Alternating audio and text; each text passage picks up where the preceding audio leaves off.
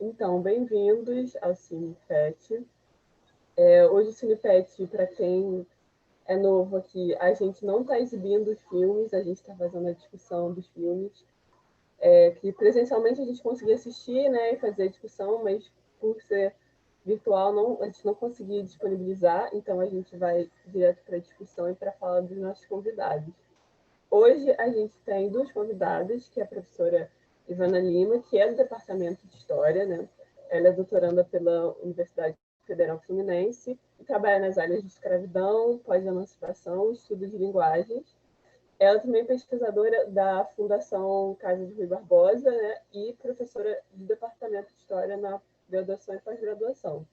Além dela, a professora Tula, que é de Direito, doutoranda aqui pela PUC e professora. Ela atua na área de direito constitucional, principalmente nos temas de teoria crítica da raça e direitos humanos. Ela também é coordenadora do NIREMA. Para quem não conhece, o NIREMA é o núcleo interdisciplinar de reflexão e memória afrodescendente que tem aqui na PUC. E aí as duas vão fazer falas sobre o documentário, e aí depois eu acho que a gente vai abrir aos poucos as rodas de perguntas. E aí a gente vai administrando aqui. Vocês podem ligar o microfone, levantar a mãozinha do Zoom, ou mandar pelo chat que eu vou estar olhando durante a apresentação. Então, acho que é isso. Quem vai? Tá ótimo, Joana. Obrigada, boa tarde a todas e todos. A gente está abrindo mais uma sessão, né, do CinePet, que já é tradicional. Para quem não conhece o PET História, né, vocês podem ver as atividades que a gente realiza pelo Instagram, do PET História PUC-Rio, e pelo canal do YouTube, onde esse vídeo vai ficar gravado, vai ficar armazenado lá também.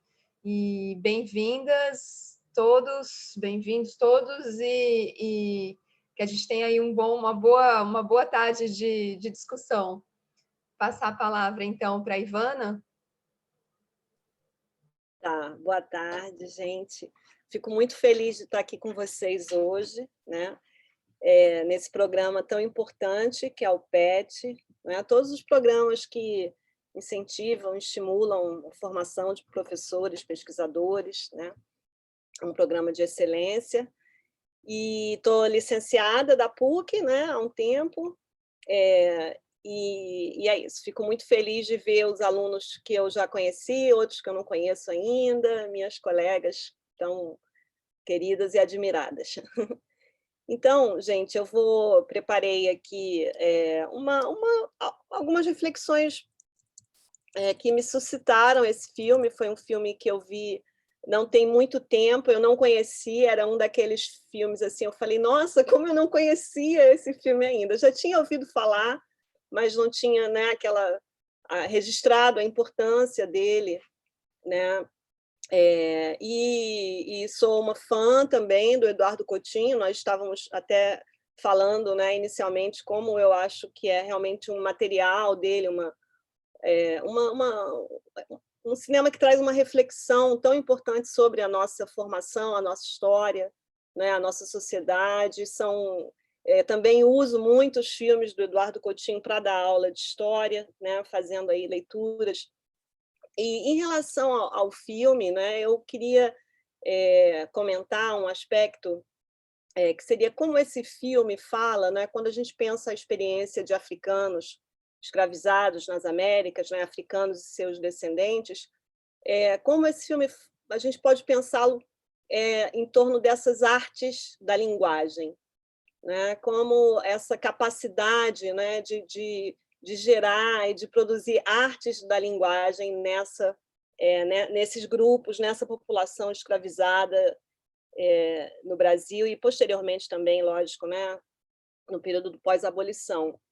Então, toda essa questão, né, que a gente tem na minha pesquisa mais próxima, de que trata de africanos mesmo no período da escravidão, mas toda uma capacidade de multilinguismo que os africanos têm, né, os africanos e descendentes, essa capacidade de falar muitas línguas mesmo, né, de aprender novas linguagens, de se apropriar, né, de usar linguagens dominantes, digamos assim, né, no caso o português, mas de usar essa linguagem senhorial, essa língua nacional, muitas vezes de forma estratégica, não é? Se apropriar dessa linguagem para usá-la como um elemento de transformação da sua experiência, né?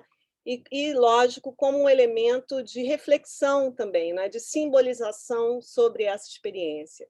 Isso eu acho muito forte no filme, né? Quando a gente pensa essa linguagem tanto oral, mas também escrita, né? Tem toda uma questão da oralidade, mas também, né, o domínio dessas artes da escrita que eu acho que esse filme traz, né? E através dessa figura central no filme, né, que é o Gabriel Joaquim dos Santos, que tem essa escrita própria, né? E aliás essa foi digamos assim, o outro espanto meu, né? Aí não só meu, o fato da gente não conhecer essa figura, né? Eu fiquei assim, nossa, inclusive tem a casa lá em São Pedro da Aldeia, várias vezes eu vou, às vezes à região dos Lagos, já tive amigos visitando a Casa da Flor, mas sempre passo por ali e nunca fui, e não conhecia, realmente não conhecia essa história. O que eu estou dizendo aqui não é como um elemento pessoal, mas é como uma certa falha nossa, né? Não nossa, mas assim, da nossa sociedade, de não conhecer uma figura tão interessante, né? Um artista que eu aproximo, de certa forma, aí, né? a figuras como a própria Carolina Maria de Jesus, né? Com os seus cadernos, os seus diários que ela publicou, não é? Desde os anos 50, né? De uma mulher negra, uma mulher tida como analfabeta, digamos assim, entre aspas, não é? Que vai colocar ali né, no papel uma experiência tão significativa e que tem hoje, né, já toda uma dimensão, né, de ser uma figura conhecida, né? É uma figura que eu aproximo também, eu acho que a gente pode aproximá-lo também do próprio Arthur Bispo do Rosário, não é? Nesse uso, né, de toda uma concepção, ele tem uma concepção de história ali, né? Ele traz uma concepção de história naqueles escritos, além da própria construção da casa, né? E aí isso também me passa muito, será que já foi feito um trabalho, né, dentro da história mesmo, né, para perceber, né, como esse homem, digamos assim, os vestígios que ele foi catando, né, um pouco como os próprios cacos, né, e os caquinhos que ele traz ali para construir a casa, mas como ele foi trazendo esses fragmentos, digamos assim, né, e constrói ali uma visão de história, né? Ele fala de independência, né? Até a forma como o Coutinho acaba, o filme retoma, né, aquele início da fala dele sobre a escravização dos negros, né? Sobre Portugal e sobre, afinal, o momento em que o Brasil se torna agora não vou me lembrar a frase, mas a frase dele é muito bonita, né? Em que o Brasil ficou sozinho, né? Dada a independência, né? Então, eu vi que o próprio Coutinho coloca no final, né? Uma pesquisadora que foi fundamental para recuperar o Gabriel foi a Amélia Zaluar, que é uma folclorista que, aliás, acabou de falecer em janeiro desse ano. E eu vi que o acervo do Gabriel, né, fotografias que ela fez e o próprio caderno estariam no Museu do Folclore, Edson Carneiro, né? Então, aí acho que é uma referência interessante, né, para quem depois buscar mais sobre essa figura, né? Então, eu acho muito, muito interessante isso, né? Só retomar, como ele constrói uma visão, né, sobre o processo histórico, né? E essa coleção de datas que ele faz também, né? De datas e números, né? Quando ele fala, em 1963 aconteceu isso, né, elementos tanto da vida pública, não é, como da vida mais local ali, da greve, né, ao mesmo tempo num casamento que acontece, né? Então, eu acho que realmente Coutinho foi muito bem sucedido, né, em trazer essa figura, usando o próprio material da Amélia Zaluar, que, aliás, tem um livro que se chama Arquitetura, eu copiei aqui em algum lugar, é alguma coisa como uma arquitetura poética, uma arquitetura poética, exatamente esse o título, tá?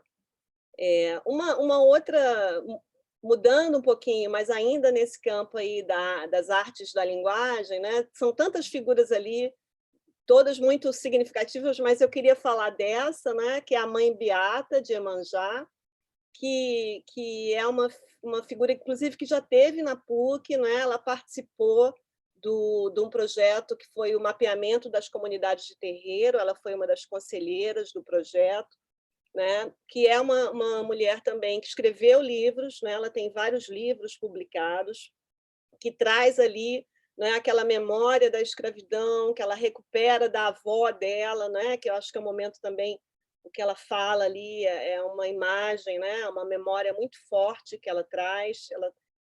E uma outra coisa também sobre a Mãe Beata é que o filho dela foi meu aluno na PUC, né? É o Adailton Moreira. Ele fez Ciências Sociais, hoje acho que ele está fazendo doutorado na UERJ, né? Então tem esse outro vínculo também com a universidade, né? Ele é pai de santo, deu sequência à casa, né? Após o falecimento da Mãe Beata, que tem alguns anos. E uma outra, passando, né, eu queria, outro ponto assim que eu acho que é muito forte, aí, né, está também no texto do Jaime Rodrigues, que a Larissa acabou de mencionar, né, no iniciozinho, essa figura do Aniceto do Império, que eu acho que representa muito bem, né, de forma muito interessante, essas artes da linguagem, né? O Aniceto do Império, ele tinha uma retórica, né? Uma retórica muito própria, né? Uma retórica muito elaborada. E ele, que não teve também uma educação formal, né? Ele fez, acho que apenas os estudos primários, algo assim, né? Que trabalhou na estiva, né? Foi um líder também, organizou uma greve muito importante, né? E que deu frutos para a sua categoria. Ele consegue aí articular essa retórica, né? E, aliás, tem um filme sobre ele, que é do Zósimo Bulbu, que foi de 1981, ou seja, ele já está também velhinho, eu acho que ele está até já naquele mesmo hospital que o Coutinho filma, mas ele está mais, enfim, está melhor fisicamente ainda, né? Em que a gente percebe aí toda essa construção de uma poesia, né? E no filme do Zósimo Bubu, ele vai narrando a vida dele, e é muito interessante como ele se preocupa com essa organização da fala, né? O uso, a escolha de palavras.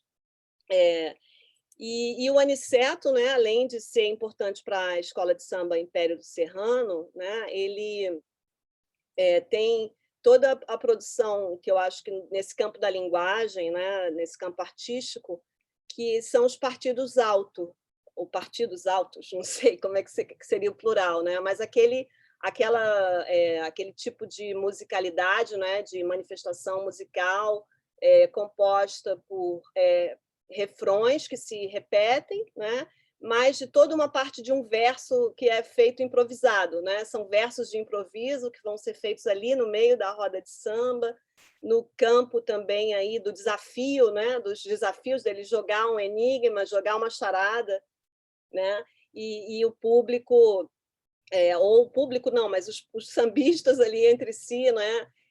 Aceitando esse desafio e fazendo uso dessa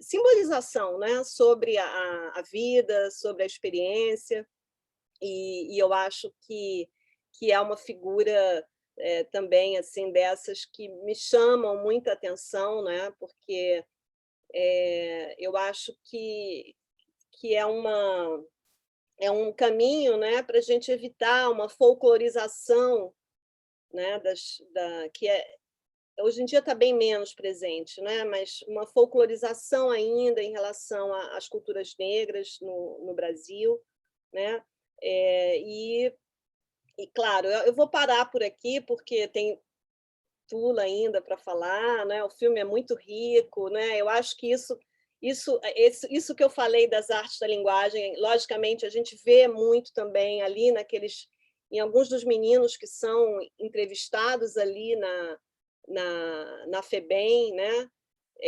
Como tem alguns assim que trazem ali, talvez, não sei, né? O Coutinho devia ser muito inspirador nesse sentido, né? Porque tem algumas pessoas ali que têm uma capacidade de elaboração, né? De representação sobre a vida, né? Que é muito impressionante. Da mesma forma, ali na Carioca, né? No Largo da Carioca, aqueles meninos de rua, né? Enfim, é isso. Eu queria chamar a atenção desse aspecto. Vamos deixar aí a conversa fluir. Obrigada.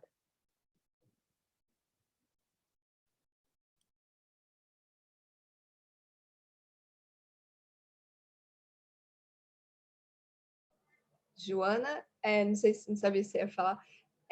Super obrigada, Ivana. É muita coisa, né? A gente fica aqui querendo também doida para trocar mais, né? Mas foram ótimos pontos para a gente poder organizar melhor o nosso debate também, né? Várias informações legais. Obrigada. Passar a palavra então para a Tula. Então, boa tarde, gente. Boa tarde a todos, a todas, a todos. Queria agradecer muito a Larissa e o Pet da História pelo convite.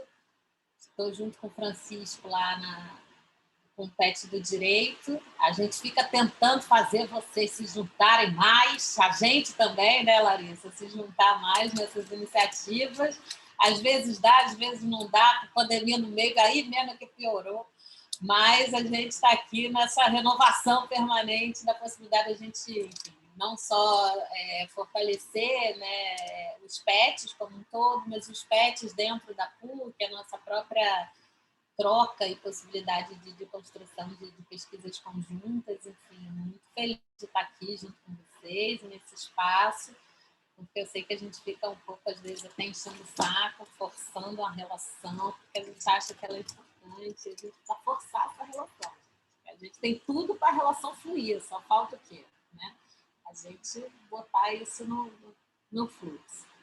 Queria agradecer muito também por estar junto com o Ivana. Ivana, acho que não lembra, mas eu, nos idos do século passado, quando eu estava no primeiro período do direito, lá fazendo história política e social brasileira, fui aluna de Ivana, né? Aí não consegui. Eu já tive com ela várias vezes, eu esqueço de falar. Eu sempre lembro.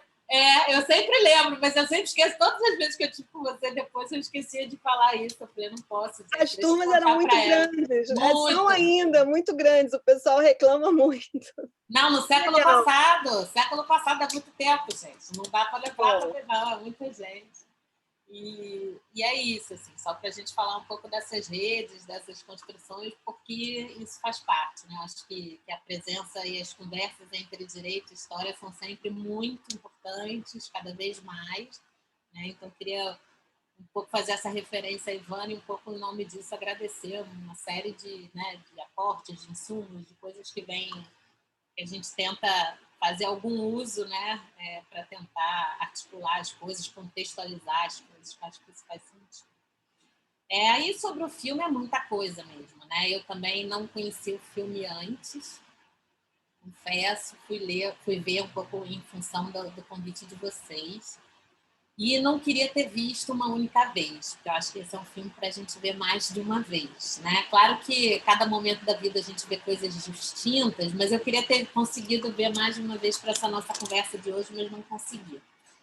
Então vai me faltar alguns nomes, porque eu quis assistir aquela primeira vez sem anotar, sem estar preocupada com o debate, deixar um pouco o filme me falar coisas, né? E depois eu faria depois eu assistiria dessa forma um pouco mais CDF, né? Tipo, caderninho na mão, anotando as coisas e tal. Mas essa segunda eu não consegui, que essa semana tá bastante complicada. Então, vai faltar nomes, mas é óbvio que as histórias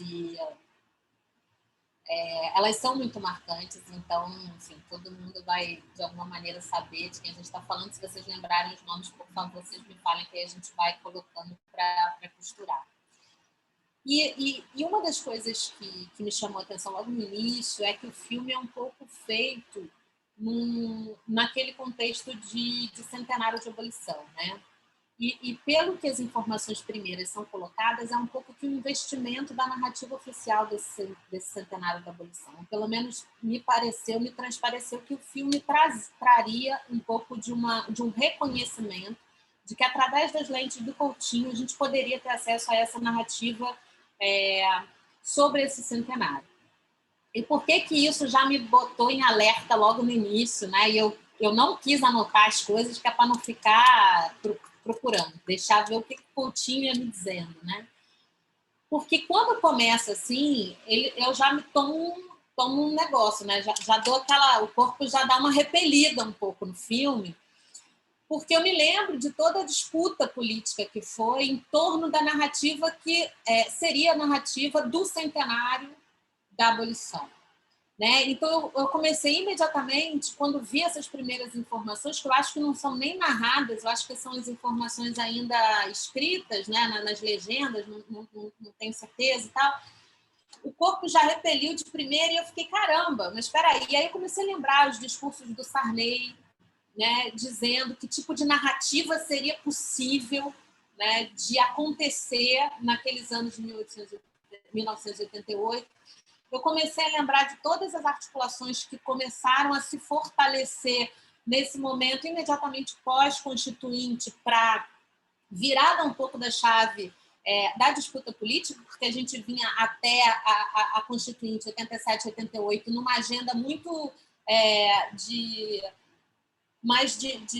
tentativa de construção de uma nova realidade. Então, eram agendas muito mais relacionadas a tentar encontrar aspectos, institutos, áreas de incidência que fossem áreas de incidência estratégica para uma alteração mais transformadora da realidade de boa parte da população brasileira, mas muito nessa dimensão mais da gente tentar, tá me fugindo o termo, mas prescritivo, assim, né? Mas não era prescritivo, me fugiu o termo que eu quero falar. Mas, enfim, essa é uma tentativa de você propositiva, a palavra que não vinha de nenhum.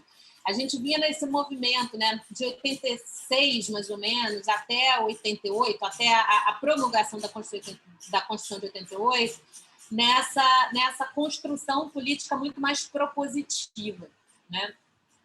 E aí a gente pega, nesse contexto, na verdade, até 87. 87 e 88, a gente começa, junto com essa agenda propositiva na Constituinte, a haver a necessidade de disputar a narrativa sobre o centenário da abolição, que a gente já estava vendo que seria um pouco, pela narrativa oficial, essa reprodução idílica aí, né, de um contexto de um abolicionismo extremamente artificial e branco, sem nenhum tipo de reconhecimento das lutas negras e das lutas populares que eram negras, né, nesse processo anterior de disputa e construção, e ainda um pouco uma reprodução desses discursos mais idílicos, assim, ou mais romantizados, e uma produção muito, muito interessante dos vários movimentos negros em muitas frentes distintas, conforme a área de incidência política de cada um deles, produzindo narrativas distintas. E aí me deu aquele primeiro impulso corporal mesmo, de repelir e falar, como assim é essa narrativa oficial do centenário da abolição? Mas tudo bem, vamos lá, vamos ver o que vem pela frente. E aí, me parece que tem... E aí eu escolhi três, né? Três aspectos que são aspectos que demonstram essa conversa, digamos assim. Eu não tô querendo fazer juízo se convergiu, não convergiu, citou, não citou, referenciou, não referenciou, né? Mas depois de ver tudo, né, e se deixar arrebatar todas as histórias que foram ali narradas e contadas, enfim, e fazer 1000 movimentos, né? Porque o corpo que estava assim começa a relaxar, e depois ele se entrega, e depois ele volta para trás de novo, aí relaxa de novo, aí depois se entrega, e derrete, está chorando. Enfim, depois de todos esses processos, né? Me parece que eu queria levantar aqui três, digamos assim, três questões, né? Que são questões que estão muito retratadas no filme e que são muito convergentes com essa disputa de narrativa que eu falei antes e que era a disputa que os movimentos fizeram. A primeira tem a ver com usar esse momento para tratar tanto da inviabilidade que todo o processo colonial nos impôs sobre a nossa continuidade. E aí, quando eu falo de continuidade, estou falando de continuidade de várias formas. Falando tanto do contexto da existência física, como eu estou falando da produção da memória, mas também do contexto da nossa continuidade a partir da ideia de família, né? Ou dessa continuidade enquanto possibilidade de continuar sendo, de ter descendentes, de fazer comunidade. E se de um lado essa herança que a gente tem, né, é uma herança de descontinuidade, então um dos processos de desumanização pelos quais a gente passa é a produção dessa ideia de descontinuidade. Isso é muito forte quando a gente pensa família, se a gente pensa o que é o tráfico atlântico, quando a gente pensa o que é o regime escravocrata, e a gente pensa na descontinuidade que isso projeta do ponto de vista das famílias, do que a gente pode entender como família, do que isso determina em termos físicos, psíquicos, de memória social e coisas do gênero. Me parece que família é um lugar importante para estar nessas reflexões, e ele traz isso não só quando ele demarca, né, traços dessa descontinuidade, mas eu queria ressaltar quando ele traz para a gente aquilo que a gente conseguiu fazer a despeito desses processos, né? Um deles é muito representado por uma Beata, né? E a Beata que Ivana referenciou, porque ela traz ali, ela começa no filme falando exatamente de uma das principais agências políticas da população negra no Brasil, que é isso, que é criar novas concepções de família que nos tragam aquilo, né, ou algumas das coisas que a escravidão nos tira, que é origem, descendência, fazer parte, ser comunidade, estabelecer uma relação de linhagem, de relação, de continuidade com outras pessoas, de forma que a gente efetivamente sinta, né, ou se sinta naqueles espaços como espaços familiares, né? Então, as religiosidades de matrizes africanas, elas oferecem para a comunidade escravizada a possibilidade de reconstituição desses laços, de reconstituição de memória, de reconstituição de onde vem, quem eu sou, para onde eu vou. Porque aí eu,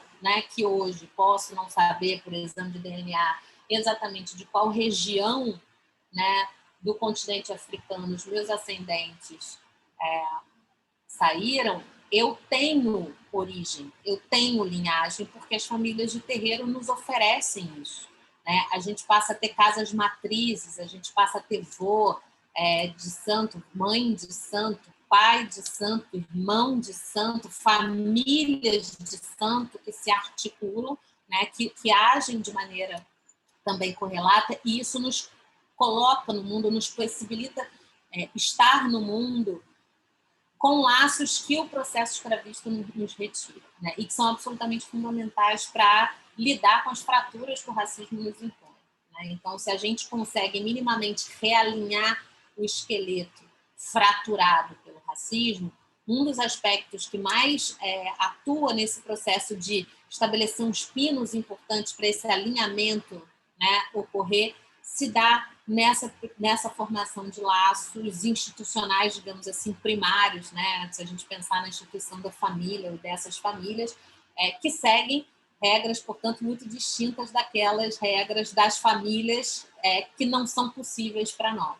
Então, definitivamente, eu não estou seguindo nenhum modelo sociológico aí que pensa a família enquanto essas instituições de caráter mais burguês. Exatamente porque essa é a noção de família que nos é impossibilitada. A gente reconstitui outras. Portanto, a gente também vai pensar os efeitos sociais dessas famílias por outras bases, por outros termos, né? E me parece que a Beata, quando traz as comunidades tradicionais de terreiro, apresenta isso e um outro modelo que nos é oferecido no filme, que não tem a ver com uma instituição ou com uma religiosidade específica, mas que se apresenta para nós em relação a essas religiosidades, mas de um outro jeito, mais no plano biológico, que é a família do Bira, do Birani, né? Que é muito bonito ver aquilo, é muito bonito conhecer, né, a família deles, é muito bonito ver esses traços de relação, porque é sempre assim, né?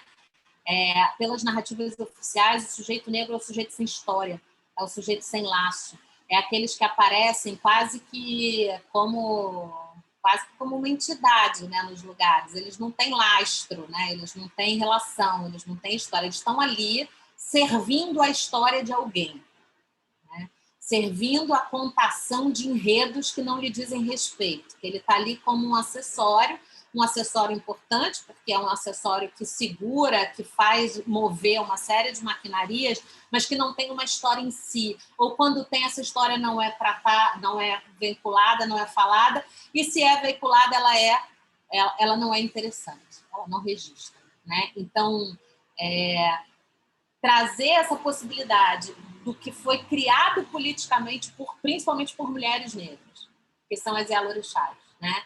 E ver isso também se desdobrando na composição familiar de Bira e Birani é mudar significativamente a narrativa, né, do que somos enquanto sujeitos políticos, enquanto sujeitos históricos, né, enquanto sujeitos plenos, né, ou pelo menos não reconhecidos como tais, mas ontologicamente disputando esse lugar. Outro aspecto que eu acho que são muito impressionantes, e aí eles falam muito dessas impossibilidades, né? Mas uma impossibilidade que eu não coloco no lugar da narrativa da superação, como gosto disso, mas que é impressionante a capacidade de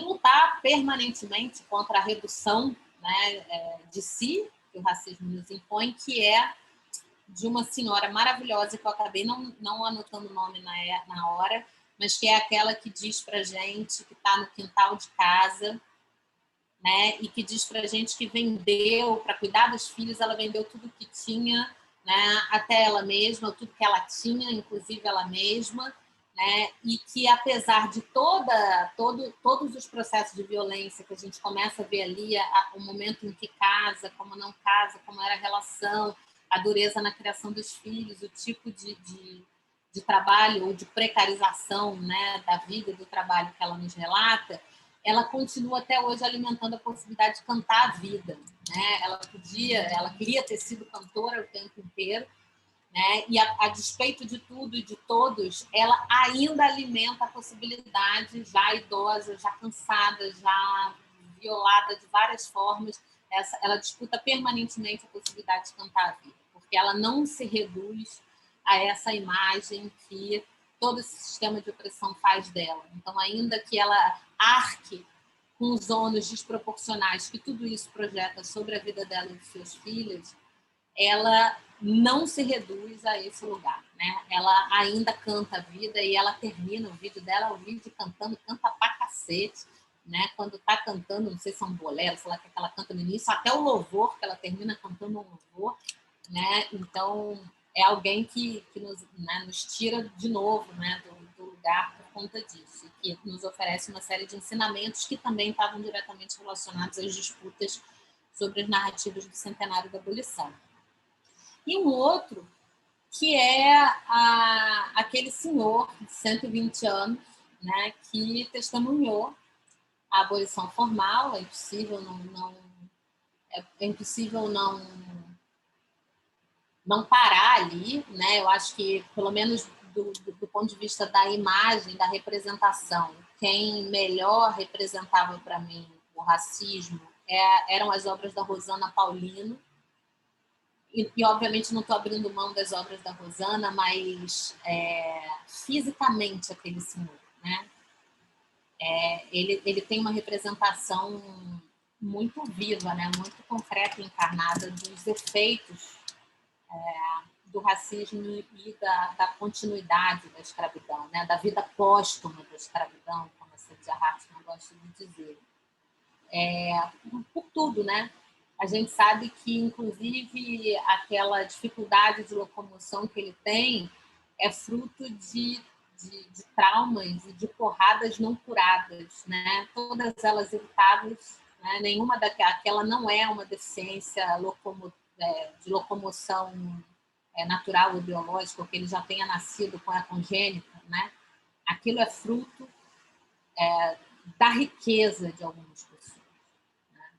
É a riqueza de algumas pessoas que produz todas as fraturas daquele corpo, toda a necessidade de envergar que aquele corpo precisa suportar para ficar de pé, né? É muito impressionante, porque quando ele se coloca de pé, que você vê que ele precisa envergar para ficar de pé, porque quando ele está sentado a gente não se apercebe. Isso diz muito das hierarquias que temos e como a gente se vê e se coloca.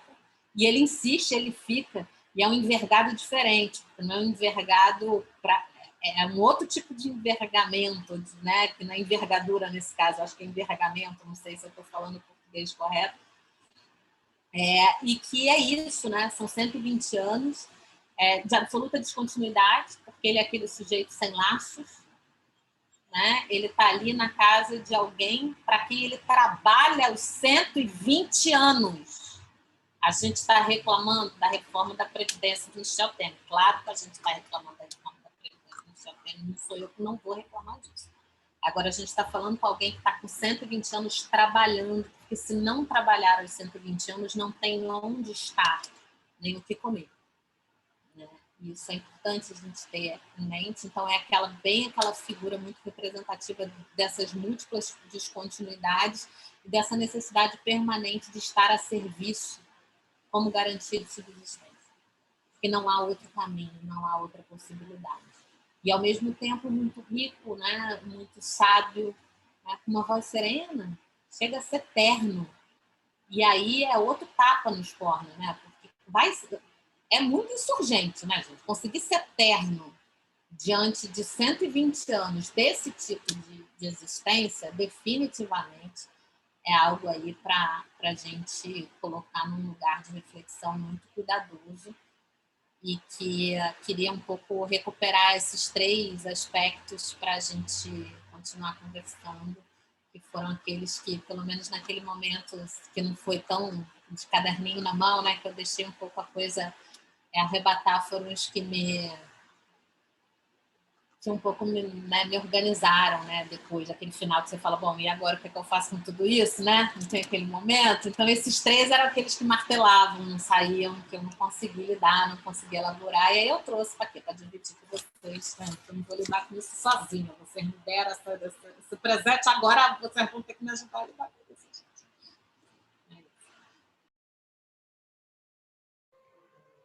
Podemos, Tula, terminou? Sim?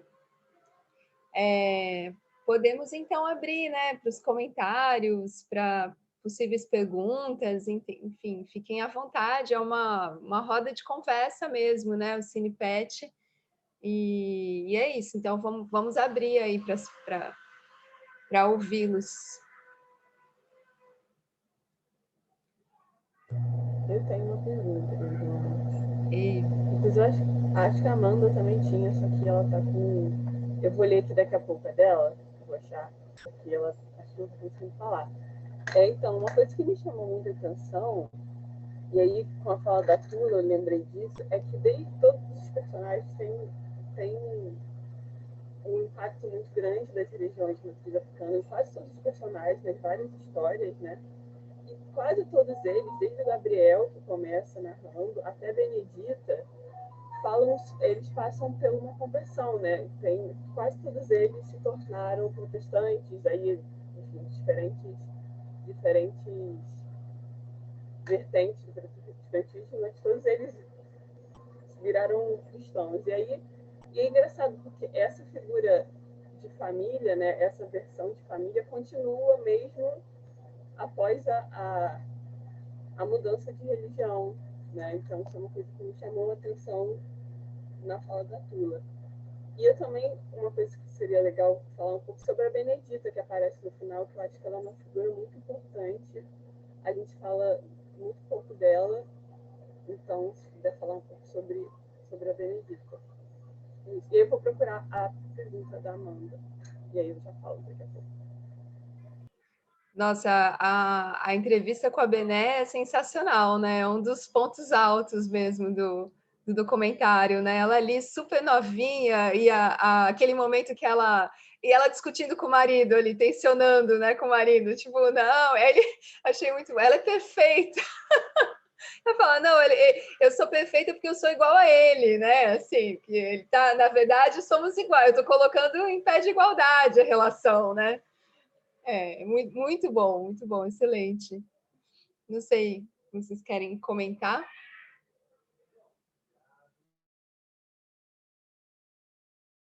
Acho que a Amanda voltou. Quer fazer, Amanda? A gente faz meio no bloco, pode ser?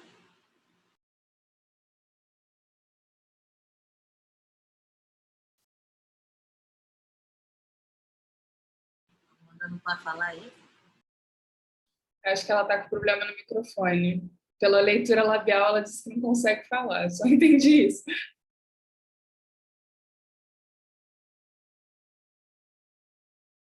O meu som que não estava. A pergunta dela era um pouco sobre a questão da constituinte, né? Como é que se articulavam as questões que são abordadas no filme na elaboração da constituinte, pelos movimentos negros na constituinte.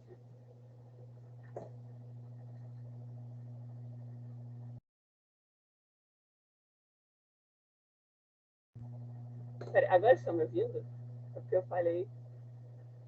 Ah, tá aqui, eu não estou ouvindo vocês. Ah, peraí, deixa eu seguir.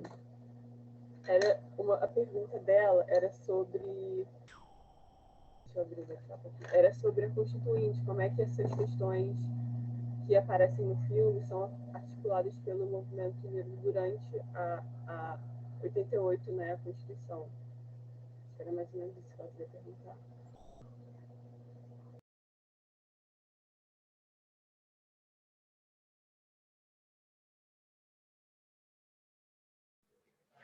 Tula e Ivana querem comentar um pouco?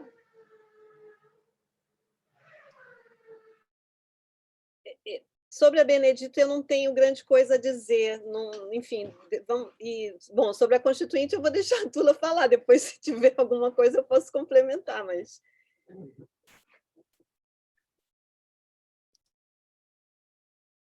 Tá, então acho assim, acho maravilhosa aquela parte da Benera, a outra parte de família, né, que assim como a família do Bira e do Birani, acho que eu falei mais da família do Bira e do Birani pela perda do Birani recente, né, aí quando vem aquela imagem, família, aí acabou, foi uma choradeira aqui em casa, que eu botei o companheiro para ver também o filme, ele é de samba, e a gente convivia com o Birani, então foi um chororô do cacete aquela hora de ver o Birani novinho em família. Eu nem botei a parte da família da Benedita aqui para a gente conversar, mas era outra representação maravilhosa, né? Porque era isso, gente. Né? A melhor parte é a Benedita. Gente, eu não sei você, mas eu vou ficar fazendo cerimônia aqui, não, que eu tô com a fome do cacete, né? Eu não sei você, com esse negócio de filmagem, eu não sei, mas a gente tá aqui na mesa para comer, é um negócio de um almoço, não é isso? Vamos comer, que ela tava com fome. Aquilo era muito bom, as disputas ali com o marido, né? Eu não conhecia, né? Eu já fui, né? A minha imagem de companheiro da Bené acaba sendo o Antônio Pitanga, né? Que é depois eu não conhecia, nunca tinha visto, né? O companheiro da Benedita nesse primeiro momento. E é um momento que ela está direto na disputa da Constituinte. Então, quando a Joana traz a Bené e a pergunta da Amanda, elas estão diretamente articuladas, né? A própria Bené faz referência ao tipo de coisa que estava acontecendo, né? O tipo de como o racismo, as dinâmicas do racismo dentro da Constituinte, né? Quando ela fala um pouco desse espaço institucional, ela está falando dessas disputas lá, né? De como ela é ou não é abordada enquanto uma constituinte, né? E numa constituinte que, apesar de ter mais de 5 centenas de pessoas, é uma constituinte que de pessoas que declaradas negras tinha um número muito pequeno, né? Fazendo uma heteroidentificação, que é algo que eu não acho muito adequado, mas foi o que eu consegui fazer, né? Pegando um pouco as fotos, porque das pessoas que seguravam mesmo a pauta racial, a gente tinha pouquíssimos deputados constituintes, certo? A gente tinha, em média, 5 deputados constituintes que eram mais diretamente vinculados à defesa da pauta racial.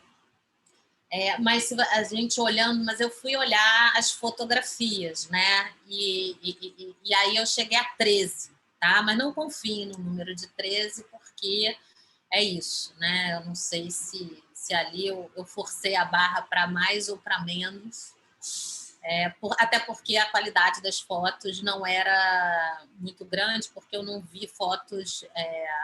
As fotos que eu vi eram fotos de um livro que tinha uma fotografia meio que 3x4 de todos os deputados e todos os parlamentares constituintes, né? Então, também não era uma fonte, digamos assim, que era uma fonte que te permitia ver algumas coisas, né? Então, eu cheguei a 13 ali nesse exercício. O que, do ponto de vista da representação mais direta ali, é ínfimo, né? É muito representativo da nossa não presença nos espaços de poder. Só que, obviamente, a Constituinte foi um espaço que permitiu muita participação da população brasileira como um todo por instrumentos muito distintos, né? Então, se eu vejo a Constituinte não apenas a partir das e dos parlamentares constituintes, se eu vejo a Constituinte como um todo, né? E aí ainda nos espaços institucionais, né? Eu estou falando dos instrumentos institucionais, não estou nem falando de disputa política mais ampla, não. Eu estou falando das discussões mais institucionais, aquilo que está nos anais, aquilo que eu consigo recuperar, né? Com rigor metodológico, digamos assim. Pego os anais e vejo a discussão ali, né? A gente tem uma presença de outras pessoas extremamente importantes nas audiências públicas, né? Então, Lélia Gonzalez, por exemplo, Helena Teodoro, por exemplo, são mulheres negras extremamente importantes e atuantes naquele contexto que estão determinando discussões sobre uma série de pautas na Constituinte diretamente, a gente consegue recuperar. A gente consegue pegar as próprias emendas populares, que eram proposições de normas para a Constituição, que iam assinadas, né, pela população. Então, a gente consegue recuperar não só as emendas, como as assinaturas, e as assinaturas são individuais ou são... mas tem a referência também das organizações, então, ainda que a gente não bata CPF por CPF, a gente consegue ver quando a pessoa se vincula a uma determinada organização, que grupos a gente está falando, né? E isso faz com que a gente amplifique muito a nossa presença e participação direta nos debates constituintes, certo? Sem contar aquilo que a gente não vai ver escrito nos anais, mas a gente consegue recuperar através de outras tantas linguagens. porque a gente tem um material audiovisual importante do período da Constituinte. O Cultime traz algumas coisas para a gente sobre vídeos que foram feitos, inclusive vídeos institucionais, mas também outros vídeos, fotografias, uma série de outras linguagens sobre esse período, e a gente vê que a gente estava presente corporalmente lá dentro. Não só a gente, como múltiplos setores da população brasileira estavam presentes, ou acampados, né, nos gramados ali em frente ao Congresso Nacional, ou dentro mesmo, nos corredores. Aquilo eram uns furdúncios, eram agonias, né? As salas de comissões eram absolutamente lotadas, os corredores lotados. Você tinha uma série de estratégias políticas de... Hoje em dia a gente chama de advocacy, né? Mas aquilo ali era de estar mesmo fazendo pressão, entendeu? Se tiver que gritar do lado de fora enquanto estão votando alguma coisa, o outro está fazendo piquete, o outro tá arrumando confusão lá na entrada, enfim, né? A gente pode chamar de advocacy, que fica bem bonito, fica negócio de chique até. Mas era isso, as estratégias eram múltiplas, né? E feitas por grupos distintos, e, portanto, as linguagens eram muito distintas, né? Enquanto a gente estava, de repente, gritando algumas palavras de ordem, outros grupos estavam batendo maracá, outros estavam com atabaque de um lado, enfim, e as maneiras de disputar e pressionar eram muito distintas e próprias, né, daquilo que fazia sentido para cada um desses grupos. Agora, o que eu acho bacana para vocês que têm aí uma capacidade de investigar essas fontes que ficam mais escondidas da gente, é a gente recuperar documentos importantes da preparação para a Constituinte. Esse foi um momento muito rico, né? Pelo menos desde 85, mas um pouco antes, a gente começa a ver encontros regionais, locais e nacionais de preparação para a Constituinte, não só da população negra, mas de outros grupos, né? De movimento de mulheres, movimento indígena, movimento de regularização fundiária ou de comunidades mais rurais, enfim, tem uma série de... né, movimento sanitarista, enfim, tem muitos grupos, muitas discussões que fazem dos anos, principalmente a partir de 85, né, serem anos muito ricos do ponto de vista de fontes, que a gente desconhece muitas delas, infelizmente, mas de preparação para a construção dessa agenda. Porque foi um momento que todo mundo entendeu que não dava para chegar lá gritando tudo que a gente quer. A gente tinha que ir de maneira organizada e muito estratégica para disputar aquele espaço. E as pessoas se organizaram para isso, a partir das suas multiplicidades, para chegar a determinadas pautas, que fossem essas pautas a serem levadas com força total para aquele espaço, né? E no ponto de vista do movimento negro, isso foi muito importante, isso foi muito concreto e real, e acho que a gente só voltou a vivenciar um movimento correlato a esse depois na preparação para Durban. Então, eu acho que se a gente olhar para esse momento de preparação para a Constituinte, depois olhar para o momento de preparação para a Conferência de Durban, no início já do século XXI, a gente vai ter aí fontes muito ricas e muito sofisticadas dessa construção política, institucional, normativa dos movimentos negros brasileiros contemporâneos. Acho que se tivesse que falar um pouco, era um pouco isso. Ivana, quer complementar alguma coisa? Não, acho que dá. Quando perguntou da Bené, vinculando a questão da Assembleia de Deus, isso eu acho que eu não teria muito o que dizer, assim, só me ocorreria dizer como como um contraponto mesmo, né, feito pelo filme, ali a missa afro do Frei Davi ali também, né, que é ali com os atabaques, né, com a pipoca, aquela distribuição ali de comida. Eu acho que ele está acionando símbolos aí importantes, né?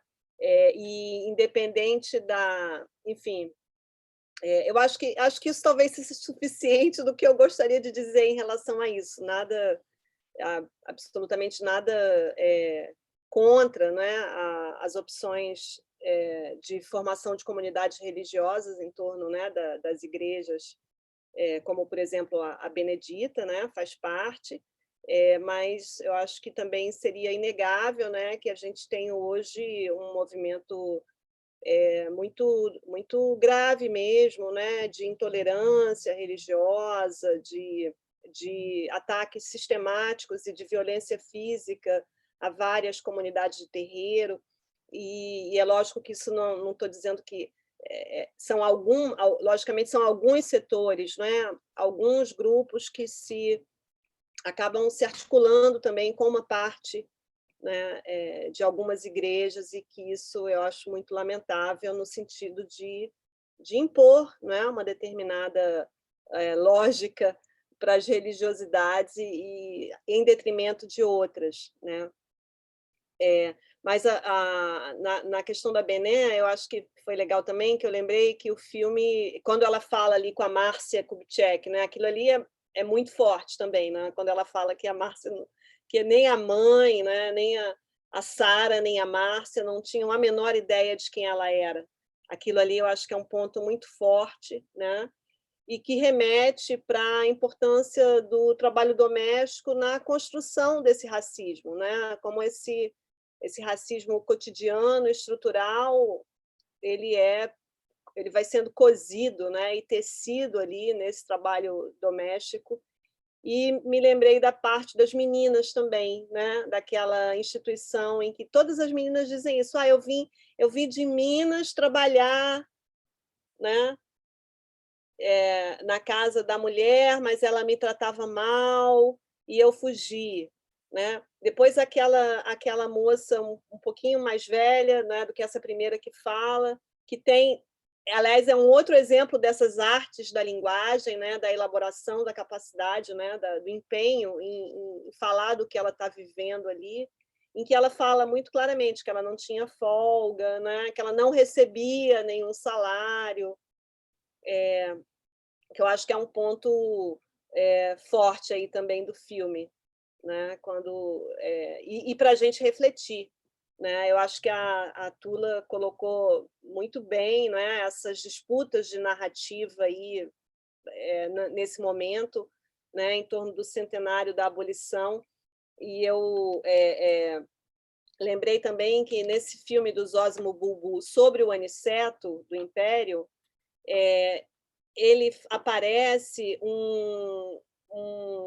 acho que foi um comercial do Pelé, justamente nesse momento, né, para falar da questão do centenário, e tem o Pelé ali com o Aniceto, e ele fala que ele não queria falar com o Pelé, que ele queria falar com o Edson Arantes do Nascimento, que o Edson é que tinha exatamente o que a Tula falou.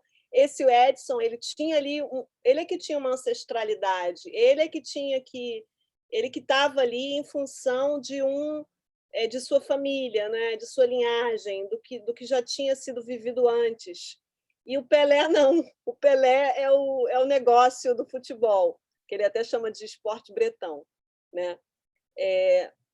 Então, me remeti a isso também, né? Achei muito interessante lembrar, né, como esse momento aí, o que poderia ser, né, essa reiteração de um discurso que exclui o protagonismo negro, né, vem à tona ainda, né? O André colocou uma pergunta aqui no chat que eu acho que é legal, porque tem tudo a ver, né, com isso que a gente está falando, né, de disputas de narrativas, e aí eu queria também emendar com uma pergunta, aproveitar a pergunta dele e lançar também um pouco do meu desconforto que tem aí, né? O André pergunta como podemos compreender que algumas falas, especialmente naquele do senhor de 120 anos, a memória da princesa Isabel como heroína da abolição ainda está presente na memória da população negra. E eu me lembrei também, tem um documentário que a Hebe, né, Hebe Matos fez, agora eu não vou me lembrar, Ivana, como é que é o nome do documentário? A gente usa muito, né, ele nos cursos. Jongos, Calangos e Folias, Poesia e Memória Negra Fluminense, eu acho. Em que tem Tem Poesia e Memória. Tem um senhor que fala, não, Getúlio Vargas o Getúlio Vargas é o grande, é o pai dos pobres, ele que nos libertou. Memórias do Cativeiro, isso, Rosa. Ele é o nosso grande protetor, é Getúlio. Ele é mais importante que a Princesa Isabel, né? E ele é um rural, né? Um trabalhador rural. E a gente tentando explicar, mas como é que ele tem essa relação com Getúlio se boa parte da legislação trabalhista não chegou no trabalho rural, né? Mas, enfim, um pouco para a gente pensar nessas figuras, né? Essa coisa, como isso vai ganhando.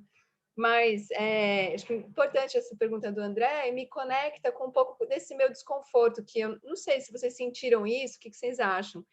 Que é como se nessa...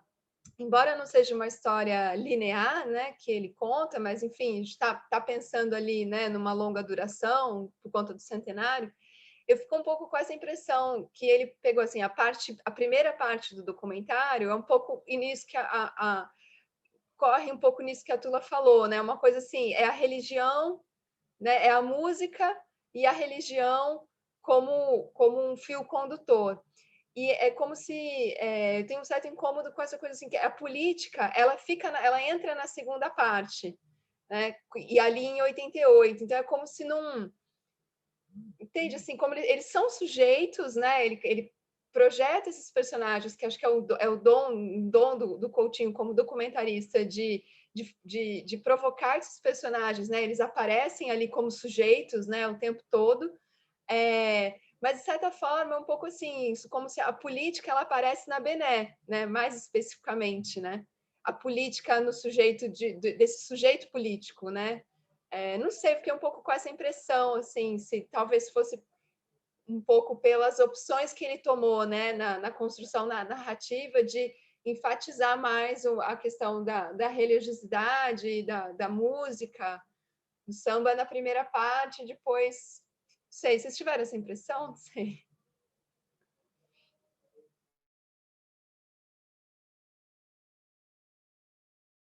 Vou começar agora, Mano, pode ser bom.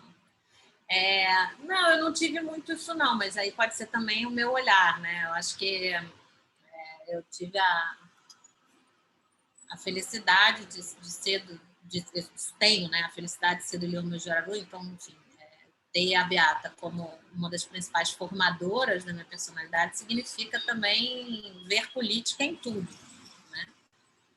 Inclusive em tudo isso, né? A mãe do Birani, do Bira, a ação dos meninos, né? Os meninos em situação de rua, eles começam o filme falando, né? Fazendo uma denúncia contra a política de segurança pública que era realizada contra eles, né? As meninas estão ali denunciando exploração de trabalho infantil e de condições análogas à escravidão naquele contexto. Então, assim, eu não sei se é vício de formação, mas eu acho que eu só não colocaria isso na conta do Coutinho, digamos assim, porque, por exemplo, eu acho que ele narra de um jeito, ou pelo menos as coisas aparecem de um jeito que é possível você fazer. Não estou dizendo que isso está pronto, muito menos que essa seja a percepção que as pessoas que mais amplamente vai aparecer para as pessoas nessas diferenças, tá? Não é isso. Eu só não colocaria na conta do Coutinho, digamos assim, eu não botei, porque eu acho que do jeito que ele colocou, você também pode resgatar a política em todos aqueles sujeitos. Só isso. Assim. Não estou dizendo que está pronto, nem que ele está dizendo isso, nem que ele está construindo para fazer com que a gente engaje com essa dimensão. Acho que não. Acho que isso tem a ver com como a gente está vendo mesmo, se a gente está com boa vontade ou não ali com ele, né? ou com isso na cabeça. Eu acho que talvez com má vontade com ele, você não veja também, não estou dizendo que você tem, eu sei que você gosta dele, mas eu estou imaginando uma outra pessoa que não esteja ali disposta a fazer um exercício ali muito generoso com o filme, também pode entender que aquilo ali não está colocado, né? Que ele devia colocar, que ele devia imprimir isso como fio. Mas acho que eu, pelo menos, não acabei não colocando isso na conta dele, não. O que o André traz é algo que, para mim, está muito... Como é que eu responderia? Eu responderia com aquela cena da escola. Aquela professora, ela está tentando ser crítica. A gente vê que, naquele contexto, ela está um pouco chamando a atenção das crianças, provocando quem são os personagens e tal. mas tem ali uma narrativa, pelo menos daquilo que aparece no filme, que é a narrativa que diz por quê, né, que também a população negra, assim como a população branca, vai ser uma população que vai se constituir, reconhecer esse tipo de narrativa mesmo. Estou querendo usar outro termo, porque eu já falei narrativa demais, mas não estou conseguindo. Porque a maneira pela qual ela aborda aquelas questões, com aquele contingente, você olha para o entorno, os alunos são todos negros. E a maneira pela qual ela está colocando aquela questão, quando ela vem, então, com aquela herança dela, da origem italiana, eu tenho vontade de falar, para,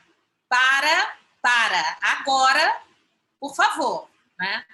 Então, aquilo eu acho que é uma cena que responde, porque que faz sentido, né?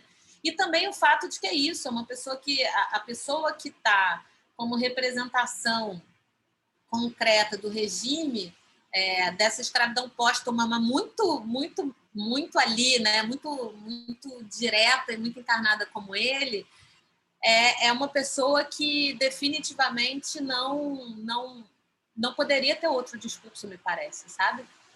Porque ele não teve uma experiência de ter participado de outras formas de construção política, de confronto a isso. O confronto político que ele fez a todo esse regime se circunscreveu a outra ordem e, portanto, se articula não nesses termos de resistência que a gente consegue reconhecer mais diretamente, que seriam os termos de fuga, né, de aquilombamento, de construção de revoltas, como a Malê e outras tantas, né, independência da Bahia, ou outras formas de resistência e de confronto a esse sistema de dominação que a gente reconhece mais diretamente porque estão mais próximas ao regime de resistência amplamente reconhecido como resistência política. Ele representa outras formas de resistência contra isso, porque sobreviver 120 anos nesse contexto tem um nível de resistência que vai se articular de outra forma, de outro lugar, inclusive com outro discurso. Então, para mim, ele, quando fala isso, ele está menos dizendo que não resiste ou que se acomodou, porque uma pessoa com 120 anos naquelas condições de acomodado não tem nada, né? Para ter sobrevivido é quase sei lá, não sei nem o termo que eu uso, mas que ele está denunciando o crime que o racismo produz para todos nós, né? Porque aquele é um crime não só contra aquela experiência, é um crime contra a possibilidade de sermos um país democrático, um país que não conviva com esse nível de violência de forma naturalizada. Porque ninguém aqui conseguiria conviver com a imagem do próprio avô com 120 anos naqueles tempos. Ninguém. Então, para mim, é uma denúncia, uma maneira de denunciar a perversidade do que nos forjou enquanto nação. E um convite para a gente pensar o que faz o que ele fez para sobreviver. Porque eu acho que ele tem muito a dizer, muito a ensinar. E aí faltou Coutinho, né? E aí, desculpa, agora eu vou fazer, gente. A única maldade que teve uma hora, gente, que eu gargalhei, que foi a hora que a Aniceto chamou Coutinho na responsabilidade. Falou, para de palhaçada, que eu não sou palhaço, vai aprender a fazer pergunta para gente do tipo eu, né?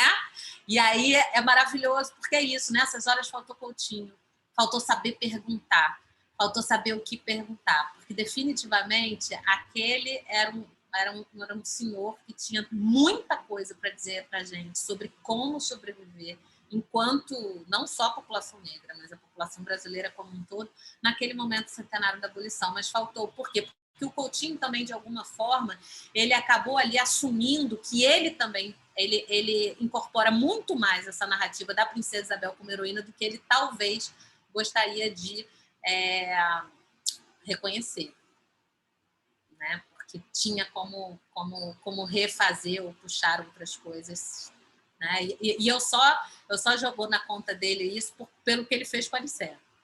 Talvez só com essa parte desse senhor eu não faria, não. Mas quando ele fez com a Aniceta, para deixar de ser abestado, né? Não sabe, não consegue preencher uma lacuna de um partido alto, né? Que é o quê? Não tem vivência, não tem experiência, não tem pé no chão, não tem a ação em concreto com a realidade, porque partido alto é isso, né? Não precisava ter ido à roda, ele não queria que reproduzisse a rima que ele fez. Ele queria saber qual era o grau de comunicação, né, de articulação, de aderência àquela conversa. E quando ele vê que a conversa não faz sentido, ele mesmo se irrita, tchau, beijo, bênção, né? Suas perguntas são demasiadas. Sensacional. Agora eu quero falar, agora a coisa ficou boa. Muito bom. Fale, então, justamente, eu acho que um ponto-chave do filme é esse balão que o Aniceto dá nele, né? Mas, assim, ele botou no filme. Eu acho isso incrível. O filme é montado, é uma montagem, né? Por isso que eu fico o tempo todo pensando também. Tem algumas passagens ali que a forma como ele selecionou, né? Todas aquelas falas ali, ela não é inocente. E ele se colocou ali naquele papel de quem não consegue fazer a rima, né, da rapadura e parará, parará, né, da pedra fura. Então, eu acho isso muito incrível também, né? Ele levou o balão do Aniceto, né, desse mestre aí da retórica, né, e ele colocou ali, né? Então, é ótimo, acho essa polêmica muito boa para a gente fazer, né? Agora, ainda voltando à questão da Larissa, né, e do André, eu já vejo política desde o início. Eu não sei se meu grau de criticismo com o Coutinho minha guarda está muito baixa, assim, mas eu já vejo política desde o início, aquela primeira frase mesmo do Gabriel ali falando da história. Para mim, aquilo ali já me capturou muito, né? Não, com certeza, eu também vejo, não que eu não veja, mas eu fiquei com uma impressão que ele, de certa forma, tenta construir uma linha justamente de que a política mesmo, ela vai estar lá. Eu sei que a gente está vendo a política lá, mas eu não sei se tem uma intenção de colocar aqui a política, né, mesmo, a deputada, a coisa, ela entra formalmente só ali em 88, um pouco esse que é o meu ponto. Mas ela está ali, tem as greves, né? Tem enfim, uma série de eventos. Pois é, ele coloca João Goulart no dia 13 de abril, né? Não, 13 de março. Dia 13 de março, João Goulart decretou a reforma agrária.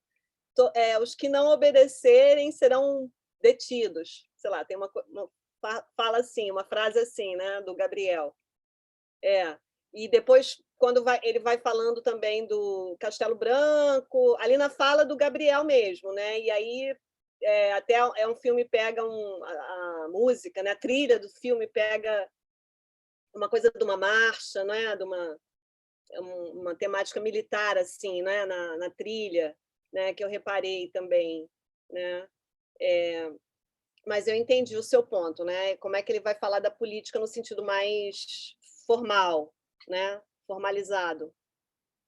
Agora, só assim um comentário, né, sobre a questão da memória, a imagem da Princesa Isabel foi construída também, livro didático, né, mas o próprio Estado, né, o Estado Novo, o cinquentenário da abolição, foi ali 1938, um movimento importante de construir, reafirmando, né, essa imagem da Princesa Isabel como redentora, que se associava a uma inexistência de racismo no Brasil, né? Todo o imaginário de uma mestiçagem como sinal de democracia racial. Isso é bem claro ali no 1938, né? Isso pode ser recuperado também, né?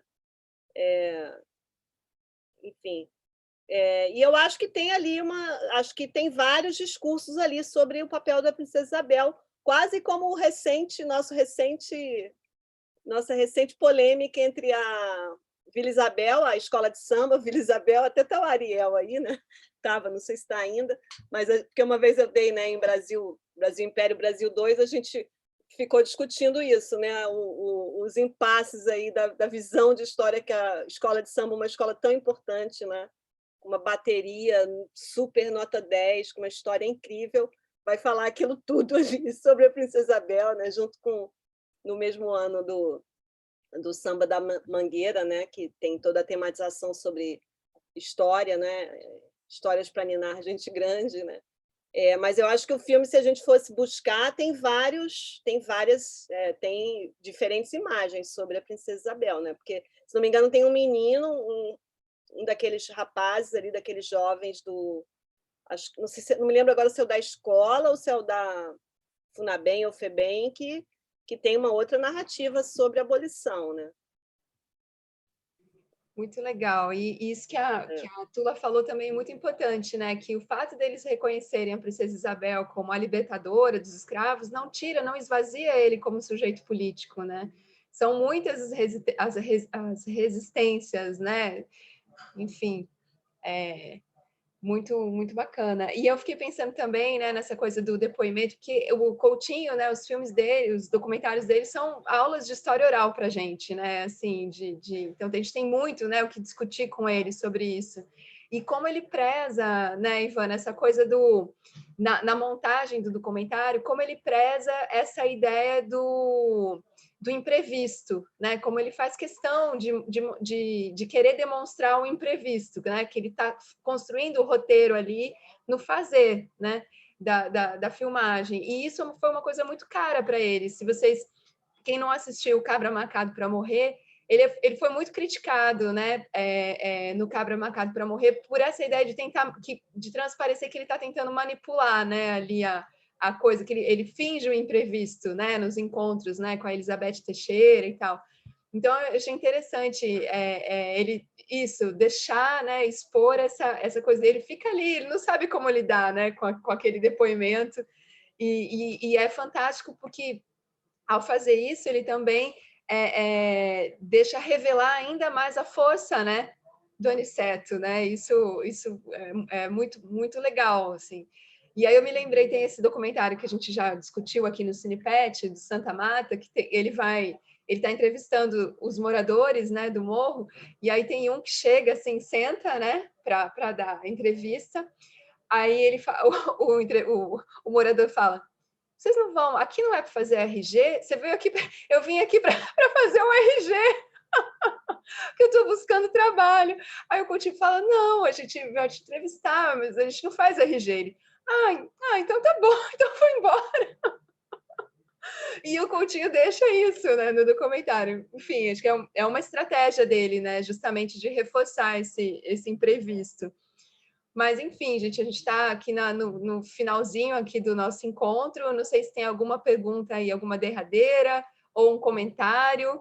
Não sei se alguém quer comentar, pelo menos dizer que gostou, que não gostou, que foi legal, que não sabia, alguma coisa. Vocês falarem um pouquinho? Mais alguém gostaria de deixar essa opinião? Eu posso falar rapidinho? Deve.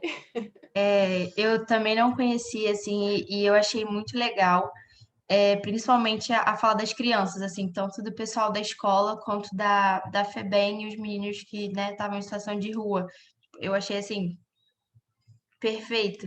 E aí, até aquilo que a Tula estava falando, né, sobre ancestralidade e esse corte, né, dessa relação familiar, me lembrou muito quando os meninos da FEBEM estavam falando como eles chegaram ali, taranana, e aí tinha que falar o nome deles.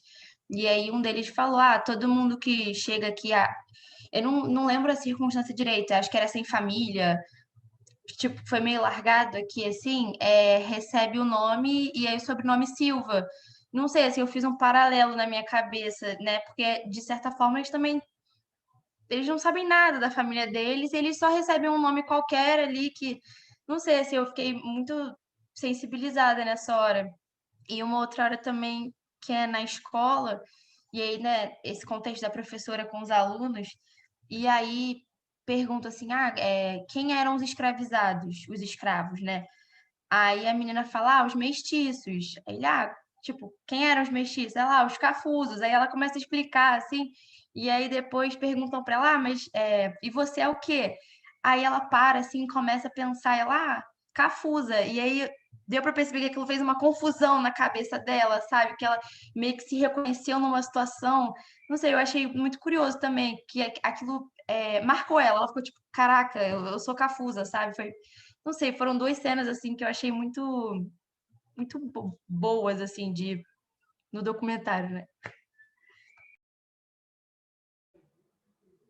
Não sei se Tula quer. Duas passagens também fenomenais, né, Giovana, que você pegou, e justamente vai ali mostra mesmo o que a Tula falou, né, dessa contradição, assim, do construir a comunidade, a linhagem, e aqueles que foram impossibilitados de construir isso, né, e ali tá, não sei, Tula quer falar mais alguma coisa, ou Ivana, não sei. Eu acho que é isso, né? Eu acho que isso faz também a gente não romantizar muitas coisas e, ao mesmo tempo, dar conta da multiplicidade do que somos também, né? E o quanto os nossos atravessamentos, os múltiplos atravessamentos que a gente vem a ter, eles vão falar sobre as possibilidades ou impossibilidades, né, de vida plena. Então, ali é interessante isso. Eu acabei demarcando só os aspectos de construção dessas famílias, porque, infelizmente, a gente, quando tem acesso a essas narrativas, só tem acesso às narrativas da descontinuidade. Né? Definitivamente, ninguém se surpreende de perceber que aqueles meninos em situação de rua, que os meninos da FEBEM, que as meninas, né, também do Instituto institucionalizadas, né, eu não me lembro qual era o nome da instituição que elas estavam naquele contexto. Ninguém se surpreende com o fato de serem todas pessoas negras, né? Muito possivelmente, se tivesse uma criança ali loura de olho azul, aquilo ia falar, uai, talvez ele não se verbalizasse, mas que ia gerar um negócio meio fora de lugar, iria. Mas a gente não tem, porque a gente está acostumado a relacionar aquele corpo àquela situação de descontinuidade. É por isso que eu quis destacar o que a gente construiu para possibilitar, né? Quando essa é a política pública, né? Porque é isso. A gente entender que essa descontinuidade ela é uma política pública. Ela é uma política pública colonial, mas ela é uma política pública que se renova, que se reinventa hoje em dia. Hoje, o que mais existe é a institucionalização de criança e descontinuidade de famílias negras. Né? A descontinuidade se dá não só pelo extermínio físico de muitos e muitas de nós, pela fome, de novo, cada vez mais dramática, né, no cotidiano de todas nós, mas ela também ela vem crescendo de uma forma muito impressionante. Vem crescendo de forma impressionante porque ela vem a reboque do encarceramento, né? E principalmente com o incremento do encarceramento feminino, as crianças, filhos e filhos dessas mulheres estão sendo institucionalizados e a gente não olha para essas crianças, e aí é olhar para o menino 23 mesmo, de novo, reatualizado como política pública, agora, né?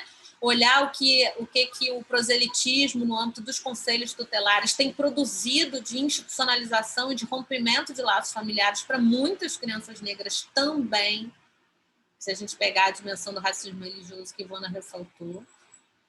E tantos outros, nas escolas, que também têm sido espaços de muita hostilidade e violência para essas crianças e que muitas delas, com a evasão e outros processos, vão incrementar essas dimensões da institucionalização. Então, acho que eu não quis muito destacar esses aspectos que estão ali, que são importantes e tal, porque isso a gente vê, não surpreende, né?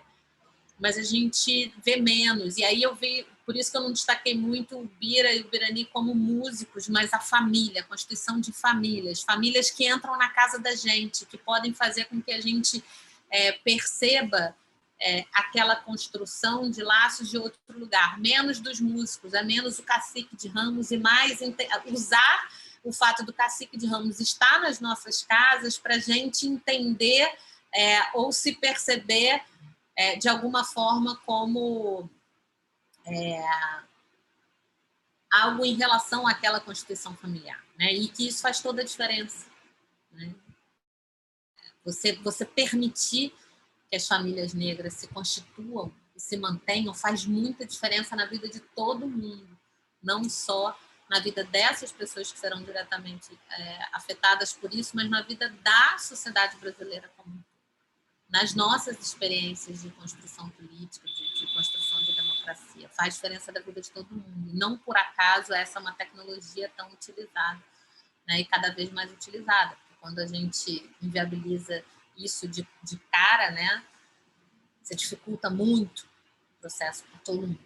Então, era um pouco nesse sentido que eu não quis destacar esses outros aspectos, mas eles são e estão cada vez mais frequentes de novo, né? E o que registra ou não registra como violência, porque o fato da gente se acostumar com isso, né? Quando essas meninas abriram a boca, o que vocês pensaram em termos de vocabulário, assim, sabe? Não sei se eu estou...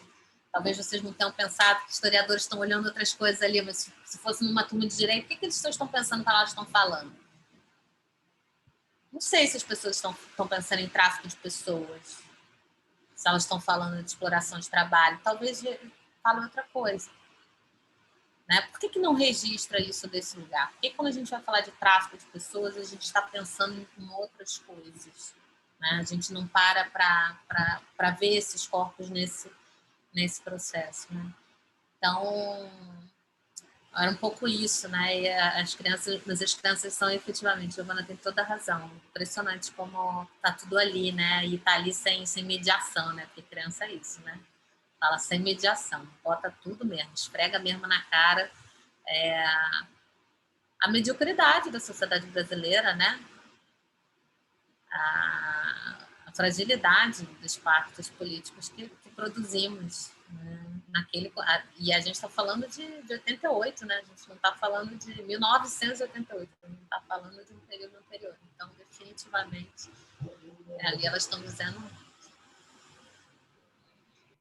Ivana, quer terminar alguma coisa, fazer alguma colocação? Nossa, assim, finalzinho? É difícil de falar depois da Tula, né? Mas não, falou demais, né? então... Mas só para...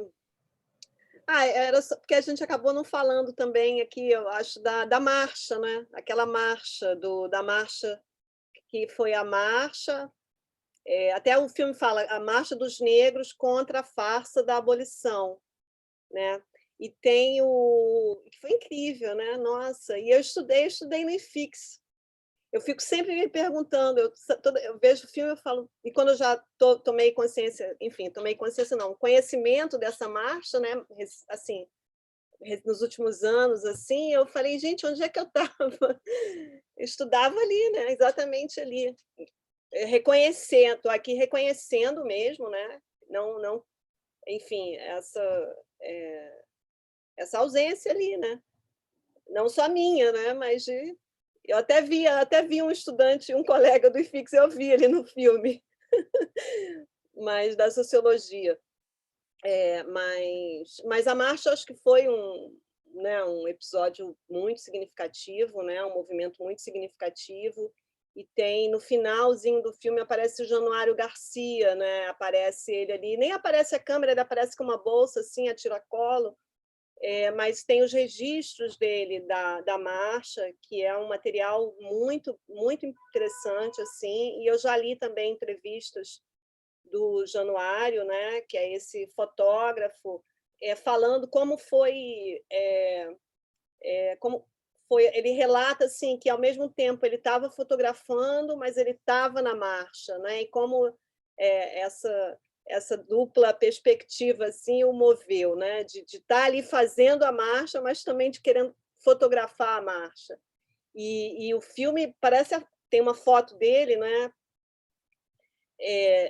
Que é muito interessante, que é aquela ali na Presidente Vargas, aquela coluna mesmo, né? De militares e fazendo ali, né, a contenção, e aí era, enfim, só para comentar, né, que é também um ponto alto do filme.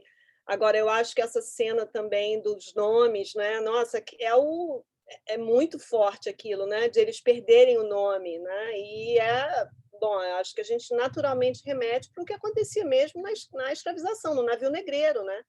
Em que o nome é dado um nome, né? E ali é muito forte, nossa, né? Justamente, acho que com a luz do que a Tula falou sobre a questão da família, isso ganha ainda um peso ainda maior, né? De dificuldade, de ruptura, né? Ai, Mas, gente. Ai, desculpa. Gente, não, a Márcia, pelo amor de Deus, esqueci da Márcia. Eu ia começar com a Márcia, porque eu estava falando Não, agora eu vou ter que voltar para a Márcia, Larissa. Peraí, segura aí, gente. Mais 5 minutos de paciência para a minha pessoa, que eu não ia me perdoar. Ainda bem que a Ivana falou disso, que era a primeira coisa, quando eu estava falando da disputa da narrativa, era isso, né? Uma das representações mais concretas dessa disputa foi a marcha contra a farsa da abolição, né? Hoje em dia a gente consegue ter acesso a esses registros. O Putney tem muita coisa, tem muitas imagens. Ali o filme traz algumas, mas o Putney tem muitas imagens. Aqui a gente viu, o Januário era presidente do IPCN nessa época, então o Januário estava uma pilha de nervos naquele momento, porque eles tinham sido avisados que se eles seguissem, ia meter-lhe o cacete, né, em todo mundo que estava ali. E foi uma marcha que moveu muitas famílias, tinha muita criança, tinha muita gente velha, tinha muito... enfim, era uma marcha nossa para dizer, não, a gente não vai... E a gente só queria uma coisa, sair da Candelária e chegar no busto de Zumbi. Era só isso. Mas isso é demais para o Estado brasileiro. Isso é demais para o Estado brasileiro. É ousadia demais que 100 anos depois da abolição da escravidão, essa negrada se acha no direito de ocupar a Presidente Vargas e caminhar da Candelária até o busto de Zumbi. Isso foi insuportável para o Estado brasileiro. Insuportável. Não deixaram. O Amaury Pereira contando, né, que eles saíram, todo mundo trabalhando desde cedo, já sabia da marcha, de toda a articulação. A Maria falou que quando chegou no centro do Rio, de manhã, saindo da central, e viu que o aparato já estava todo montado, a marcha marcada para o final do dia, mas ele viu de manhã que ia ser impossível. Eles passaram o dia discutindo, todos os grupos envolvidos, o que ia fazer, o que não ia fazer, porque era uma responsabilidade muito grande, porque do jeito que a galera estava, se o povo bota bronca do que vamos, o povo ia com tudo, só que o povo ia morrer muita gente. Né? Então, era uma negociação interna muito perversa, porque vamos aceitar, 100 anos depois, não conseguir andar, sei lá quantos quilômetros, tem 2, talvez sejam 2, é isso? Depois de 100 anos a gente não vai andar 2 quilômetros, é isso mesmo? E, ao mesmo tempo, olhar para o entorno e se sentir responsável, porque é isso, o valor da vida para nós não é brincadeira. A gente sabe o quanto custa estar vivo. E como é que você vai submeter as pessoas? Então, assim, é isso. Por isso que a grande palavra de ordem da marcha passou a ser: a gente vai caminhar até onde o racismo do Estado brasileiro deixar. Por isso que a grande, né? E aí no filme o Marcos Romão está falando isso, né? Essa passou a ser a frase, né, da marcha, que era a única possível, né? E aí, vendo os vídeos e vendo toda, né, a chegada, a concentração para a marcha, o momento de saída, é um negócio assim que te reposiciona mesmo, né, enquanto sujeito político. Para mim foi, assim, transformador. Ver aquela marcha acontecendo em 88, daquele jeito, construída, com aquele tipo de discussão, em razão dos efeitos da truculência, daquele jeito, é transformador, é revolucionário mesmo ver. Eu imagino se eu tivesse tido a oportunidade de estar, né? O que não teria sido. Então, os discursos, tem muitos discursos ainda que a gente pode ter acesso no acervo do Putney, além de outros tantos trabalhos que acabam recuperando a marcha e vendo, né? E, enfim, quando a gente consegue ouvir, a gente falando de história oral, né? A gente consegue ainda ouvir a Mauri, ouvir Januário, ouvir outras tantas pessoas que tiveram presentes ali. Hoje em dia, outros novos detalhes aparecem e a gente tem possibilidade ainda de perguntar, mas espera aí, o que aconteceu ali, não sei aonde, eu vi uma cena assim, as pessoas vão no detalhe do detalhe, né, do que estava acontecendo, até pessoas que a gente não tem mais oportunidade de perguntar hoje em dia, mas que ali conseguem dizer muita coisa pra gente. Mas eu acho que é isso, queria só aproveitar que era uma coisa que não tinha como deixar de falar, porque para mim esse é o grande discurso oficial do centenário da abolição, né? Que a gente vai continuar caminhando e vai caminhar até onde o racismo do Estado brasileiro deixar. Acho que aquele era o recado de 1988, como né, hoje em dia. Desculpa aí, 5 minutos são anos. Imagina, maravilhosas, vocês demais, né? E aí eu acho que só para encerrar mesmo, né? Eu acho que eu consegui formular um pouco do meu incômodo na coisa da política, né? É porque na historiografia brasileira do pós-30, os negros desaparecem, né? No pós-abolição. Então é um pouco desaparecem na história política, digo, né? Então, acho que tem uma coisa assim que eu acho que hoje de rever, né? Porque a tônica, né, dessa historiografia era de demarcar muito o populismo, né, a passividade, a coisa, a anomia social, né? E por isso, então, e aí de exaltar um pouco dos imigrantes europeus que vieram, né, com anarquismo, enfim.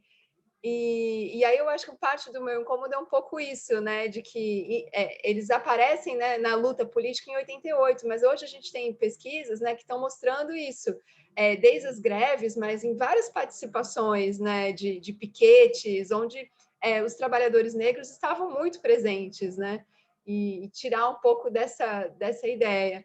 Enfim, muitas coisas para a gente conversar. Esse Cinepet, eu sou muito apaixonada, gente. Muito obrigada por vocês terem... Pois Frente Negra, enfim, mas muito obrigada por vocês terem, né, assim, doado o tempo de vocês, que tudo tão difícil nessa pandemia, e para participar. Eu fico muito feliz da gente ter tido esse espaço aqui. É uma loucura esse Cinepet virtual, né? Mas incrivelmente ele funciona, é uma loucura, assim, a gente manda assistir o link, o link tá aí, assistam, se virem, a gente comenta aqui, e comenta sempre com muito gosto, né, com muita vontade, assim, então agradecer também, né, todo mundo que participou, mais um Cinepet aí maravilhoso, muito obrigada. E depois, então, a gente vai ficar lá a gravação, depois se Ivana e Tula também quiserem trabalhar, disponibilizar para alunos, trabalhar em sala de aula, vai estar lá no canal do YouTube, no Pet História. Bom, muito obrigada, gente. Se cuidem todas, todos. Nos vemos aí até a próxima sessão. Bom demais. Aprendi muito, obrigada. gente. Aprendi muito. Muito legal, demais. E viva Eduardo Coutinho, né? Tchau, gente. Tchau. Tchau.